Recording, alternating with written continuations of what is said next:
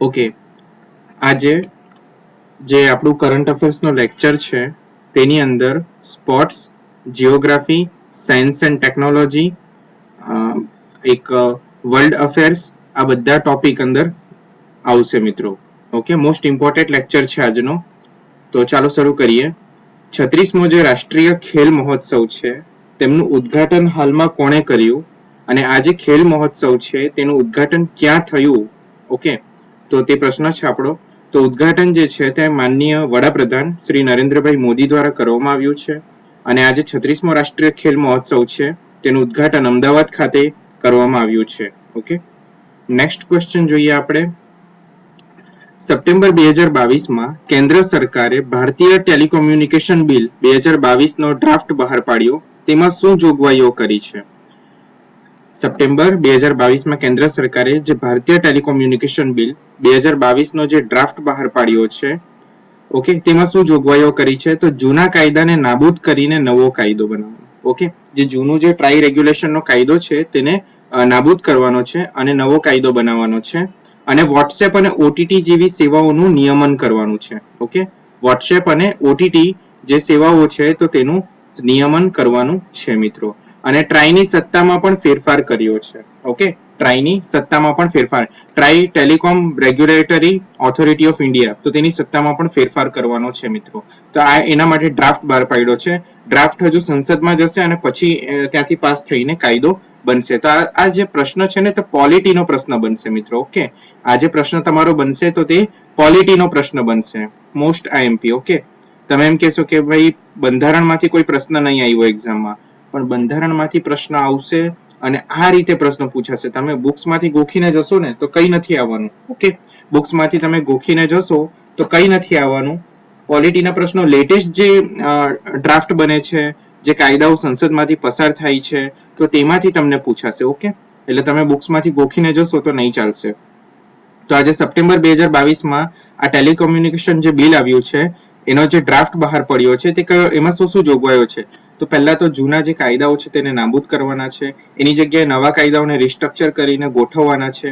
અને બીજું વોટ્સએપ છે, ટેલિગ્રામ છે, ઇન્સ્ટાગ્રામ છે કે બીજી જે સોશિયલ એપ્સ છે તેની સેવાઓનું નિયમન કરવાનું છે. ઓકે, તેની સેવાઓમાં થોડાક અલગથી રેગ્યુલેશન આવશે હવેથી. અને બીજું કે ટ્રાઈ, આપણી જે ટેલિકોમ રેગ્યુલેટરી છે તેની સત્તામાં પણ ફેરફાર કરવાની જોગવાઈ આ બિલમાં કરવામાં આવી છે.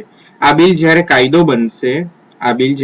બનશે ત્યારે તે 3 કાયદાઓનું સ્થાન લેશે. કયા કયા કાયદા? તો પહેલો ભારતીય ટેલિગ્રાફ એક્ટ 1885, ભારતીય વાયરલેસ ટેલિગ્રાફ એક્ટ 1933 અને ધ ટેલિગ્રાફ વાયર્સ એટલે કે અનલોફુલ પ્રોટેક્શન એક્ટ 1950. તો આ 3 કાયદાઓને રિપ્લેસ કરી દેવામાં આવશે આ બિલ દ્વારા. ઓકે, કયા કયા કાયદા? ભારતીય ટેલિગ્રાફ એક્ટ 1885, ભારતીય વાયરલેસ ટેલિગ્રાફ એક્ટ 1933 અને ધ ટેલિગ્રાફ વાયર્સ એક્ટ 1950. જો તમને ઓપ્શનમાં પૂછશે આમાંથી કયા કયા કાયદાઓને રિપ્લેસ કરવામાં આવ્યા છે તો તમને આ આવડવું જોઈએ મિત્રો. ઓકે, આ બિલ હેઠળ ટ્રાઈ એક્ટ, જે ટ્રાઈ એક્ટ છે આપણો, ઓકે, જે લો છે આપણો, તેને 1997ના જે ટ્રાઈ એક્ટનો કાયદો છે તેમાં સુધારો કરવાનો પ્રસ્તાવ છે.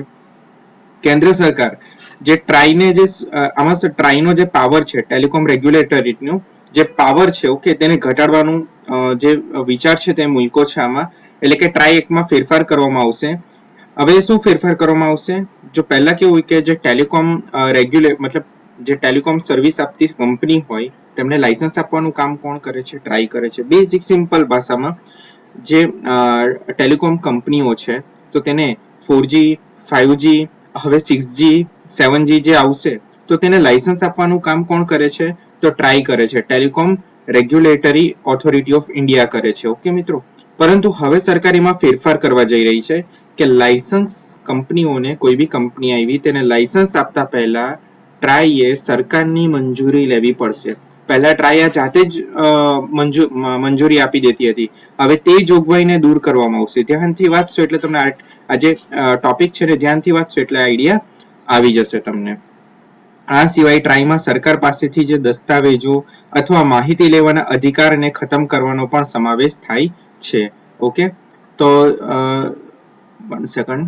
ઓકે મિત્રો, હા, હવે જે ટ્રાઈ શું હતું, પહેલા સરકાર પાસે દસ્તાવેજ માંગી શકતી હતી, સરકાર પાસે માહિતી પણ લઈ શકતી હતી. સરકારના બીજા જેમ કે ટેલિકોમ્યુનિકેશન ડિપાર્ટમેન્ટ છે, તે સિવાય ટ્રાઈને લાગે કે બીજા ડિપાર્ટમેન્ટ પાસેથી પણ ડેટા લેવાની જરૂર છે, તો તેઓ ડેટા સરકાર પાસે માંગી શકતા હતા. પરંતુ સરકારે હવે એમાં ધરખમ ફેરફાર કર્યા છે.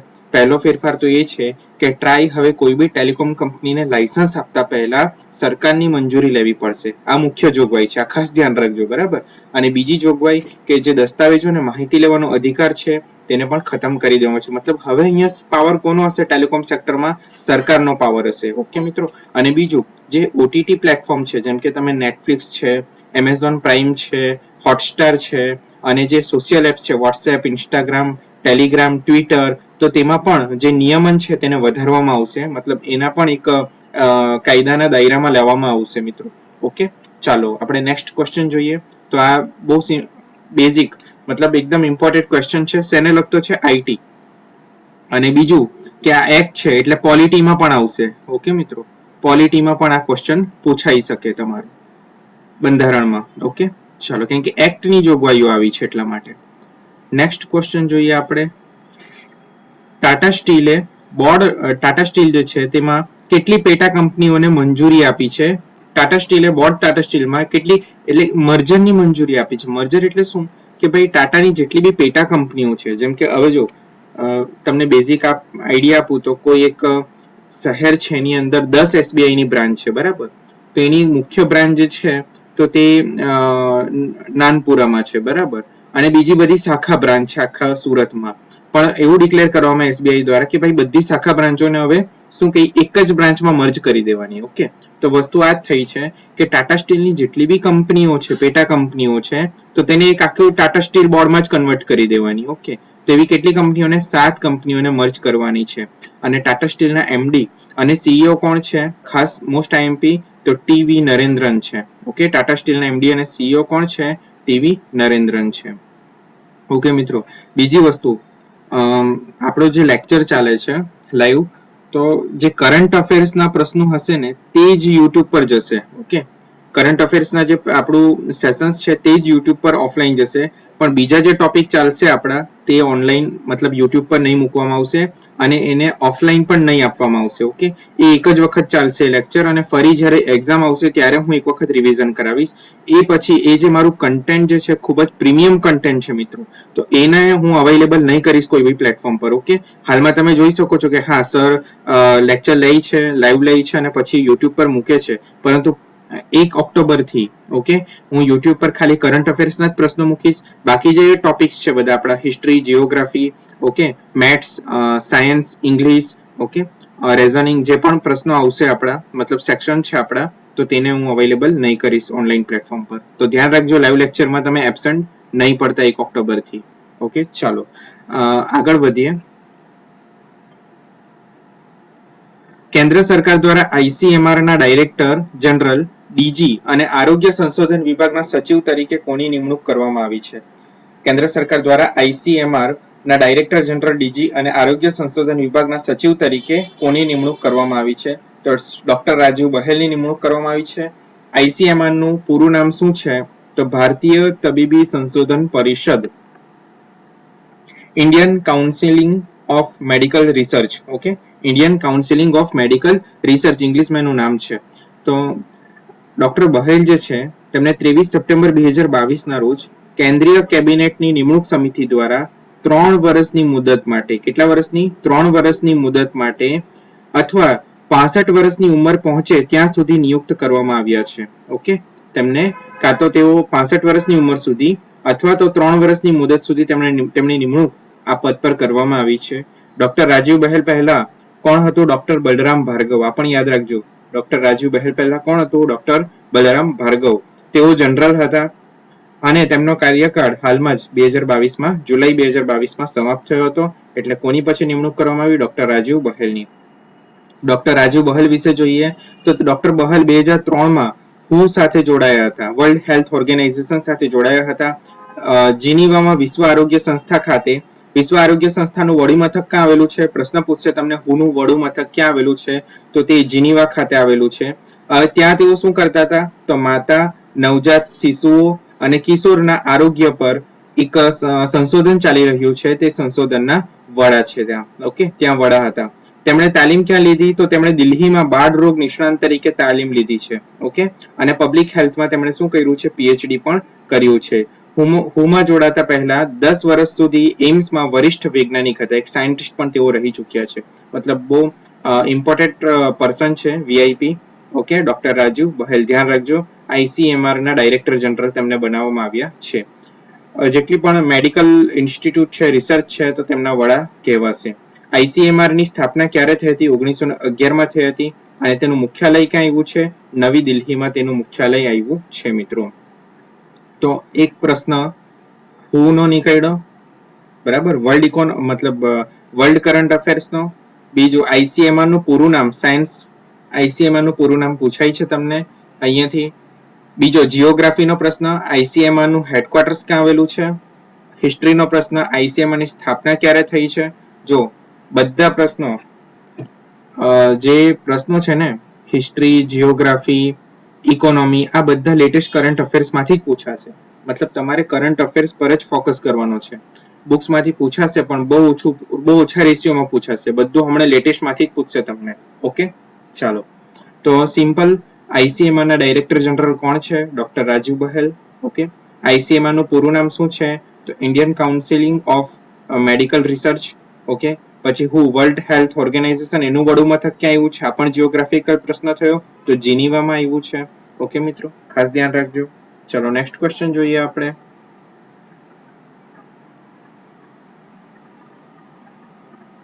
કેન્દ્ર સરકાર દ્વારા એમ્સ દિલ્હીના નવા ડિરેક્ટર તરીકે કોની નિમણૂક કરવામાં આવી છે? બરાબર, એમ્સ જે છે ને તે સૌથી પ્રસિદ્ધ હોસ્પિટલ અને અધ્યયન મતલબ વિદ્યાલય કહેવામાં આવે છે. મેડિકલ વિદ્યાલય, બરાબર, મેડિકલ કોલેજ કહેવામાં આવે છે.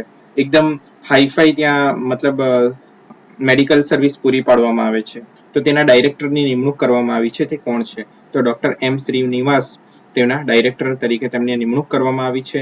કેન્દ્રીય કેબિનેટની નિમણૂક જે છે તેમને 5 વર્ષની મુદત અથવા તો તેઓ 65 વર્ષની ઉંમર સુધી પહોંચે ત્યાં સુધી તેમની નિમણૂક કરવામાં આવી છે.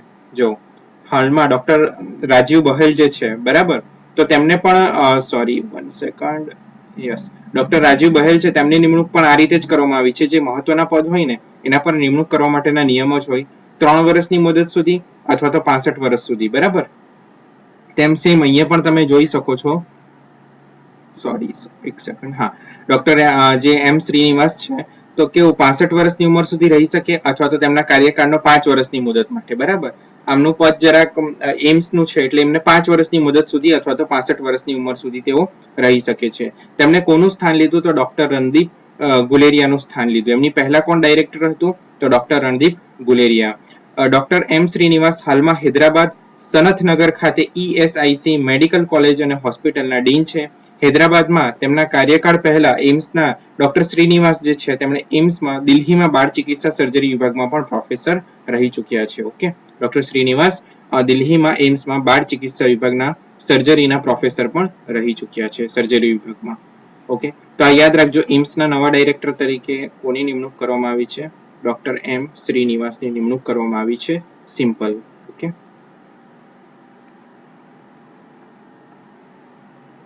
ચાલો મિત્રો નેક્સ્ટ જોઈએ આપણે.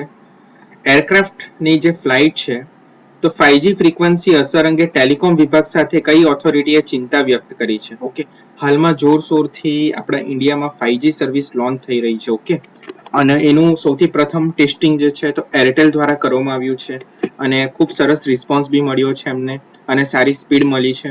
તો એરક્રાફ્ટ મતલબ જે આપણા જે એરક્રાફ્ટ ફ્લાઇટ છે, બરાબર, તો તેમાં 5G ની ફ્રીક્વન્સીની ઇફેક્ટ આવશે ફ્લાઇટ પર. ઓકે, તો એના માટે ટેલિકોમ વિભાગ જે છે તેની સાથે કઈ ઓથોરિટીએ ચિંતા વ્યક્ત કરી છે, પોતાની મુશ્કેલીઓ બતાવી છે કે આવા ઇસ્યુ થશે તો તેનું નિરાકરણ લાવવાનું રહેશે આપણે. તો આ જે છે તો એરક્રાફ્ટની ફ્લાઇટ પર 5G ફ્રીક્વન્સીની અસર અંગે ટેલિકોમ વિભાગ સાથે કઈ ઓથોરિટીએ ચિંતા વ્યક્ત કરી છે? ઓથોરિટીનું નામ જણાવો. તો ઓથોરિટીનું નામ છે DGCA. ઓકે, DGCA નું પૂરું નામ શું છે? Directorate general of civil aviation. Directorate general of civil aviation. તો આ શું છે? જે એરક્રાફ્ટ હોય છે, મતલબ આપણું જે આખું જે એર કંટ્રોલિંગ હોય છે તે કોના હાથમાં હોય છે? DGCA ના હાથમાં હોય છે મિત્રો.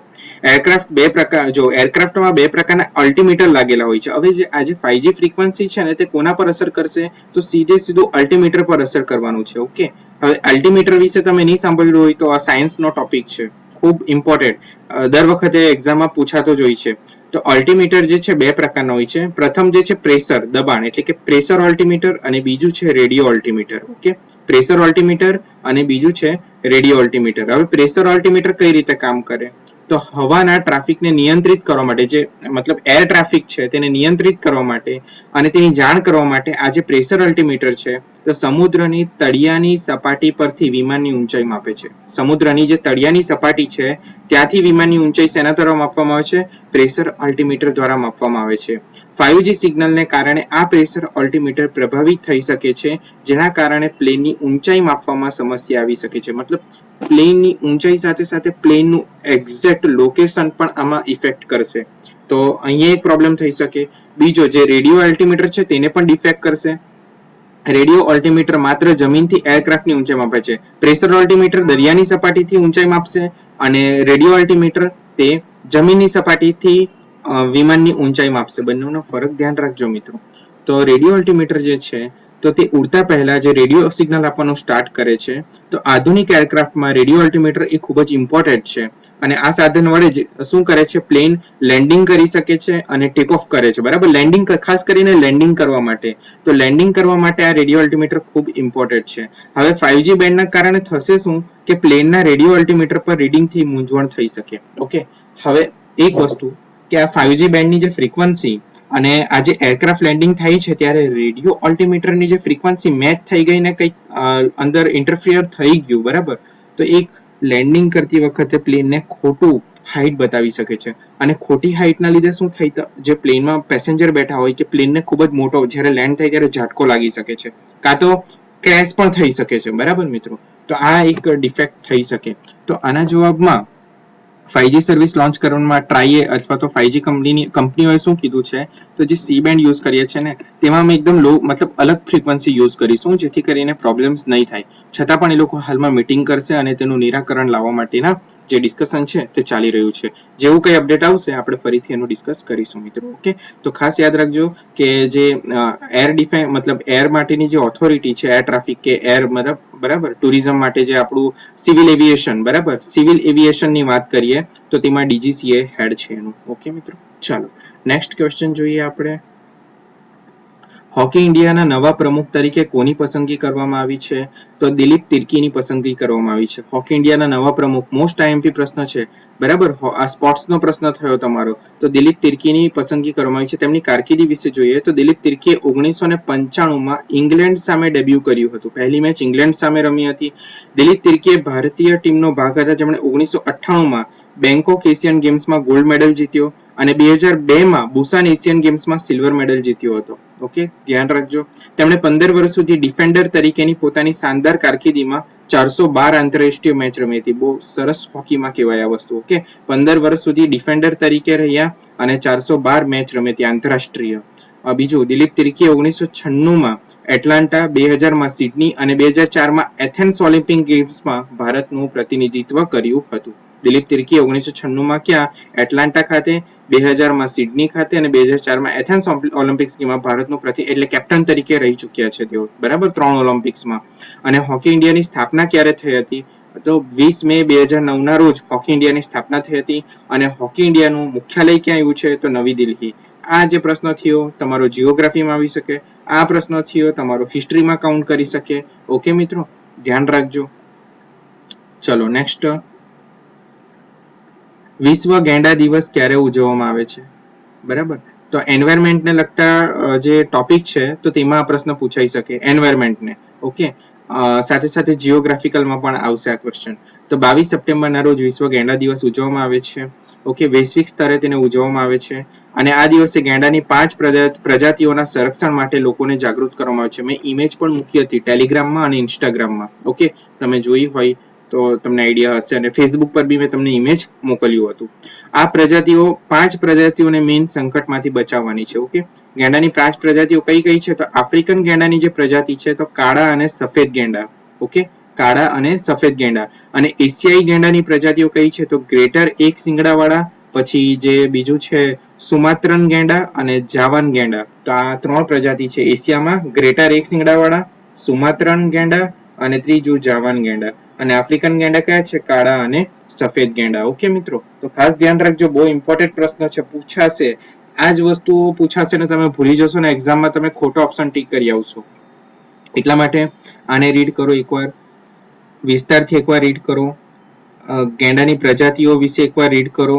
પછી તમે ન્યૂઝમાં પણ આવતું હોય કે કશે આની પોસ્ટ મુકાતી હોય ત્યાં પણ રીડ કરો. ગોખવાનું નથી, ગોખશો તો ભૂલી જશો. પછી બીજી વસ્તુ, મારા વિડીયો 1 થી 2 વાર જોઈ લો. બરાબર? જો મિત્રો, વિડીયો અહીંયા તમને લાઈવ ભણાવીને ફરીથી વિડીયો અપલોડ કરવાની એ વસ્તુ કરવામાં ખૂબ જ સમય લાગે છે, પણ એ વિડીયો પાછો કેમ રેકોર્ડિંગ કરીને મૂકું છું? જેથી તમે રિવિઝન કરી શકો, તમે એક્ઝામમાં ભૂલી નહીં જાઓ. તો એના માટે હોય છે પર્પસ. ઓકે, ચલો નેક્સ્ટ ક્વેશ્ચન જોઈએ આપણે. ઓકે, ભારતનું પ્રથમ ડુગોંગ કન્ઝર્વેશન રિઝર્વ ક્યાં આવેલું છે? કયા રાજ્યમાં આવ્યું છે? હાલમાં જેનું ઉદ્ઘાટન થયું, ડુગોંગ. આ ખાસ યાદ રાખજો, ડુગોંગ. ઓકે, ડુગોંગ કોણ છે? આયરુ ડુગોંગ. ઓકે, તમને ઇમેજમાં ડુગોંગ દેખાઈ રહ્યું છે. વેલ માછલી જેવું છે લુક થોડોક, પણ આ રીતનું ડુગોંગ આજે દરિયાઈ સસ્તન પ્રાણી છે ડુગોંગ. બરાબર? અને ખૂબ એ હોય છે, શાંત છે પ્રાણીયા અને શાકાહારી છે. ઓકે, તો ડુગોંગ, હા, ભારતનું પ્રથમ ડુગોંગ કન્ઝર્વેશન રિઝર્વ કયા રાજ્યમાં આવેલું છે? તો સૌથી પહેલા તમિલનાડુમાં આવેલું છે. ડુગોંગ એક વિશાળ શાકાહારી દરિયાઈ સસ્તન પ્રાણી છે. તમિલનાડુ સરકારે 448 ચોરસ કિલોમીટરના વિસ્તારને, કેટલો? 448 ચોરસ કિલોમીટર વિસ્તારને ડુગોંગ કન્ઝર્વેશન રિઝર્વ તરીકે જાહેર કર્યું છે. ઓકે, ડુગોંગ કન્ઝર્વેશન ક્ષેત્ર. આ વિસ્તાર તમિલનાડુના તંજાવુર અને પુડુકોટ્ટાઈ જિલ્લાના, કયું છે યાદ રાખજો, તમિલનાડુના કયા જિલ્લા આવશે? પહેલો તંજાવુર અને બીજો પુડુકોટ્ટાઈ જિલ્લાને દરિયાકાંઠાના પાણીને આવરી લેતો પાલ્ક ખાડી પ્રદેશમાં આવશે. ઓકે, હવે પાલ્ક ખાડીનું મહત્વ કેમ છે? પાલ્ક ખાડીનું મહત્વ અહીંયા હું તમને સમજાવું. વેઇટ, પહેલા હું થોડુંક આનું થિયરી પતાવી દઉં. હાલમાં ભારતમાં 240 ડુગોંગ છે. જો ડુગોંગની સંખ્યા ઓછી છે, કેટલી છે? 240 ડુગોંગ છે. અને તેમાંથી મોટા ભાગના ડુગોંગ તમિલનાડુના દરિયાકાંઠે જોવા મળે છે. જો કે વસવાટના નુકસાનને કારણે તેમની વસ્તી ઘટી રહી છે. તો આ જૈવ વિવિધતા માટે ડુગોંગ ખૂબ જરૂરી છે, શાકાહારી છે, સસ્તન પ્રાણી છે અને રિઝર્વેશન માટે પણ બહુ જ ઇમ્પોર્ટન્ટ છે આ પ્રાણી. બરાબર? એક ટુરિઝમ માટે પણ ઇમ્પોર્ટન્ટ છે આ વસ્તુ. તો ધ્યાન રાખજો. હવે આપણે ચર્ચા કરી આજે પુડુકોટ્ટાઈ જિલ્લો જે છે અને પાલ્કની ખાડી. તો પાલ્કની ખાડી, તો આજે પાલ્કની ખાડી છે ને ભારત અને શ્રીલંકાને જે અલગ કરે છે ને, જે ખાડીનો વિસ્તાર છે, તો એ આ જ પાલ્કની ખાડી છે. ઇમ્પોર્ટન્ટ છે. તો નીચે કેરળ, તમિલનાડુ અને ઉપર સુધીનો જે હિન્દ મહાસાગરનો જે બંગાળની ખાડી સુધીનો વિસ્તાર છે વચ્ચેનો, શ્રીલંકા અને ભારતની વચ્ચેનો, એ મુખ્ય પોર્શન છે પાલ્કની ખાડીનો મિત્રો. તો જીઓગ્રાફિકલ વાઇઝ હું તમને મેપમાં પણ સમજાવીશ એકવાર, તો આ ખૂબ જ ઇમ્પોર્ટન્ટ છે. યાદ રાખજો, પાલ્કની ખાડી કયા 2 દેશ વચ્ચે આવેલી છે? પૂછી શકે એક્ઝામમાં. જેમ કે આ પ્રશ્ન જીપીએસસી માં પૂછાઈ ગયો છે આગળ, કે પાલ્કની ખાડીનું લોકેશન. તો દુનિયાની ઘણી બધી ખાડીઓ આપી હતી અને કયા દેશ પર આવેલી છે તેમના નામ જણાવો. મતલબ એનું સાચું જોડકું જોડો. ખાડીઓનું નામ અને દેશના નામ આપેલા હતા. 100% બહુ બધા મિત્રો ત્યારે કન્ફ્યુઝ થઈ ગયા હતા. તો આ ખાસ ધ્યાન રાખજો. એક વસ્તુ મારી ઇમ્પોર્ટન્ટ હશે, હું જે બી લેક્ચરમાં સમજાવું છું તે મિત્રો. જો તમે સિરિયસલી જીપીએસસી આપવા માંગો ને, તો બધા લેક્ચર ખૂબ ઇમ્પોર્ટન્ટ છે. તમારે કોઈ બી લેક્ચર મિસ નથી કરવાનો, નહીં તો તમે ઘણું બધું આમાં તમને લોસ જશે આમાં. કેમ કે એક માર્ક્સ માટે આ એક્ઝામમાં લોકો પોલીસ ઇન્સ્પેક્ટર, કલેક્ટર કે મામલતદાર બનવા માટે બી ઇન્ટરવ્યુના માર્ક્સ સાથે એક માર્ક્સ માટે બી લોકો રહી જતા હોય છે. એક માર્ક્સ માટે બબાલ ચાલે છે. તો તમે જોજો, 1 માર્ક્સ તમને અઘરો નહીં પડે. ઓકે, મેરિટમાં કદાચ તમે સિલેક્શનના મેરિટમાં 4 માર્ક્સ માટે બી રહી જઈ શકો છો. બરાબર? તો એ વસ્તુ પણ અઘરું પડી શકે છે. તો ધ્યાન રાખજો અહીંયા. ઓકે, ચાલો નેક્સ્ટ ક્વેશ્ચન જોઈએ. તો નાસાએ સ્ટીરિયોઇડ વડે અવકાશયાનને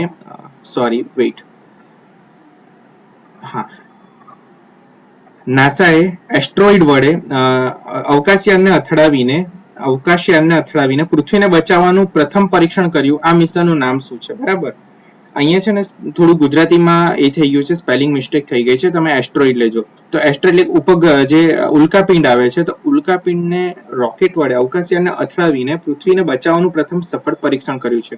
જો એસ્ટ્રોઇડ જ્યારે પૃથ્વી પર આવે ને તો સિમ્પલ છે, ડાયનાસોરનો નાશ કેવી રીતે થયો? તો એસ્ટ્રોઇડ પૃથ્વી સાથે અથડાયો હતો, એક ઉલ્કાપિંડ પૃથ્વી સાથે અથડાયું હતું અને બધા ડાયનાસોરનો નાશ થઈ ગયો હતો.